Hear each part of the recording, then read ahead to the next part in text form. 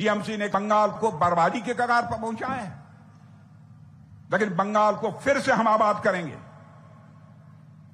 और टीएमसी के इस राक्षस राज से हम आपको मुक्ति दिलाएंगे। मेरे बहनों भाइयों, हम लोग 1 करोड़ नए रोजगार के और स्वरोजगार के अवसर यहां पैदा करेंगे और हम हर उस नौजवान को, ध्यान से सुनना, हम हर उस नौजवान को जिसके पास नौकरी नहीं है हर महीने 3,000 रुपया देंगे, हर महीने 3,000 रुपया देंगे।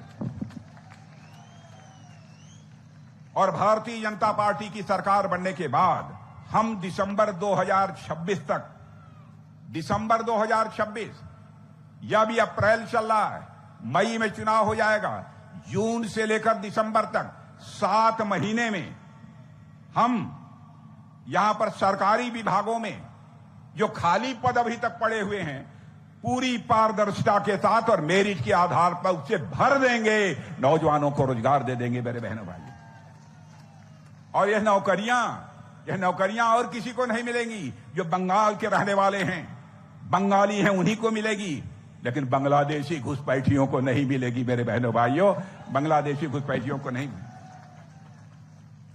सरकार बना दीजिए, देखते हैं कैसे कोई अवैध घुसपैठिया बंगाल की सीमा में प्रवेश कर पाता है, और जो अवैध घुसपैठिए हैं उन्हें बाहर जाना पड़ेगा। क्या दुनिया का कोई देश कोई गलत तरीके से आकर बच जाए उसको स्वीकार करेगा? बहनों भाइयों, हम बंगाल को एक ऐसी आर्थिक ताकत बढ़ाना चाहते हैं जहां पर कि बड़े बड़े उद्योग भी हों, रोजगार भी हों। ऐसा हम बंगाल बनाना चाहते हैं।